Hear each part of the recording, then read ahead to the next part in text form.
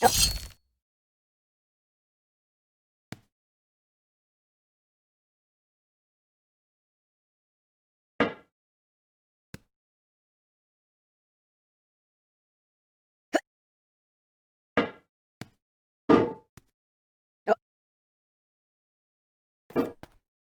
no feeling more intense than starting over. If you've broken your Scratch project moments after you've shared it, as I have, or you spent hours working on a project only to notice too late that one of your sprites has unexplainably gone missing.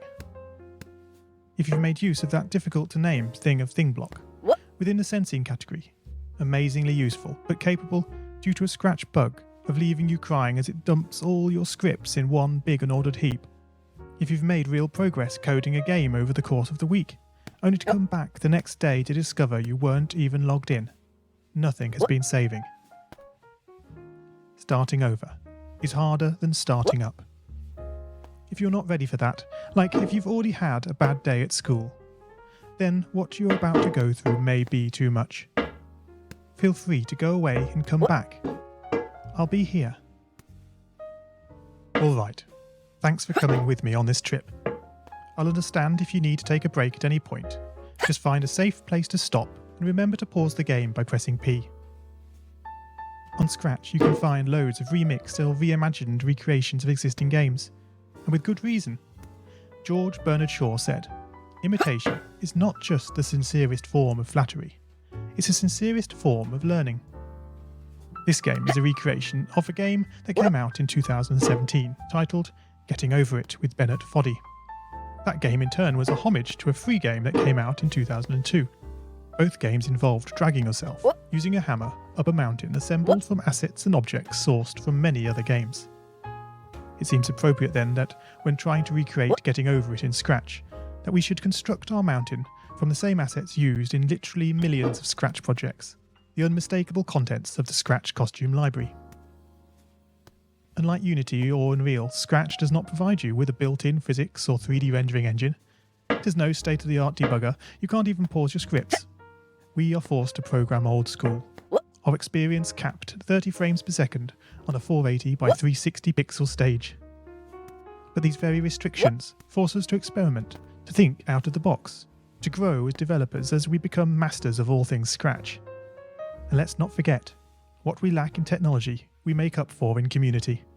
This fantastic bunch of budding software engineers, building, learning, creating, playing, remixing, as diverse a group of people as the very Scratch assets we now so skillfully attempt to ascend. The act of climbing, in the digital world or in the real world, has certain essential properties that give the game its flavour. No amount of forward progress is guaranteed. When you start Getting Over It, you're standing next to a dead tree, which blocks the way to the entire rest of the game. You prod and poke at it, exploring the limits of your reach and strength, trying to find a way up.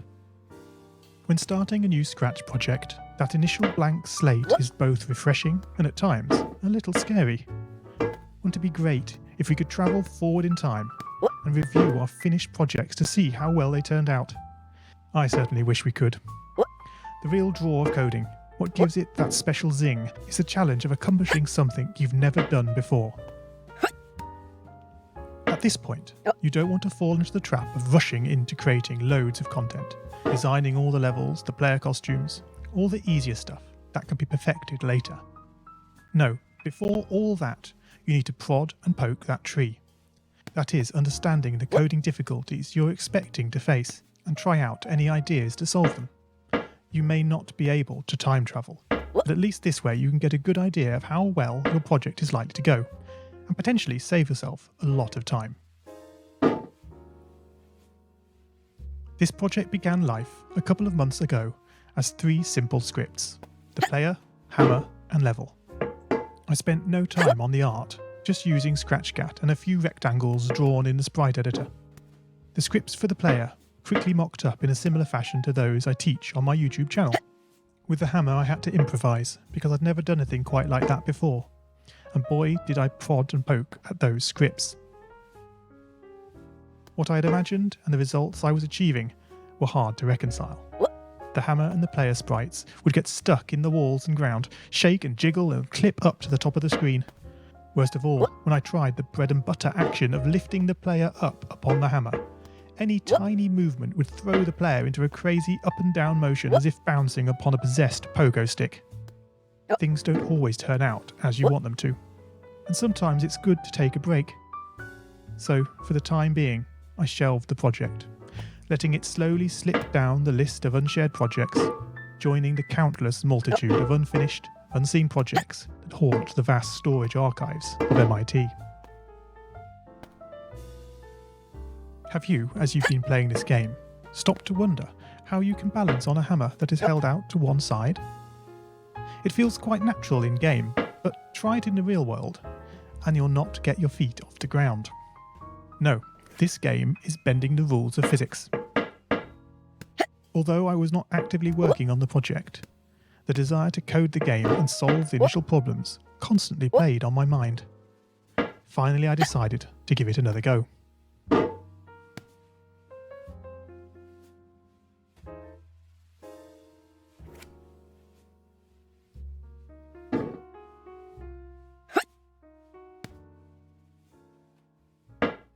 Oh man, you lost a lot of progress.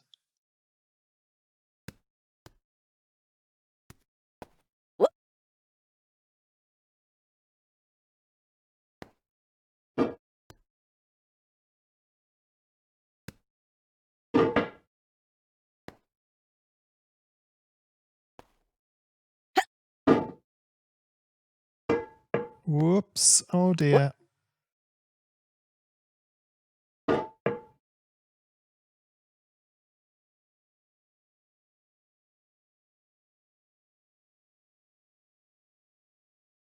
Oh no, not again. Pick yourself up, brush yourself off. Back up you go.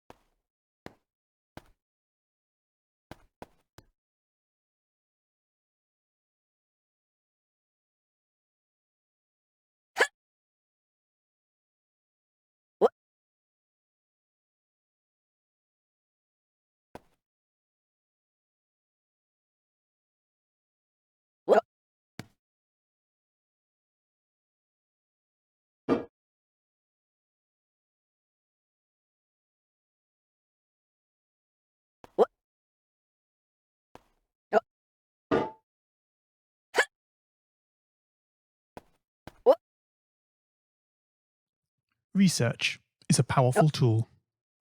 Don't just rely on what you think you know. YouTube can be a great resource for gameplay videos. Being able to pause and rewind the action is invaluable. Did you know that you can step through videos frame by frame using the angled bracket keys?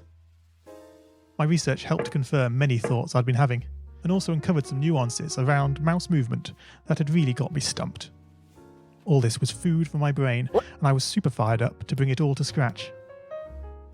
And so, back in Scratch, I completely restructured the player and hammer scripts, bringing the scripts together in a single sprite. This allowed the movement of the two objects to be tracked together and to move dependent on each other. Of course, in coding, as in real life, you often have to compromise. It isn't reasonable to implement a full physics engine in Scratch, but often it's enough to create a good estimate of what the player is expecting.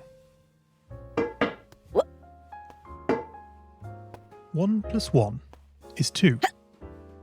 If this wasn't always the case, if sometimes the answer was 3, then we would be in trouble.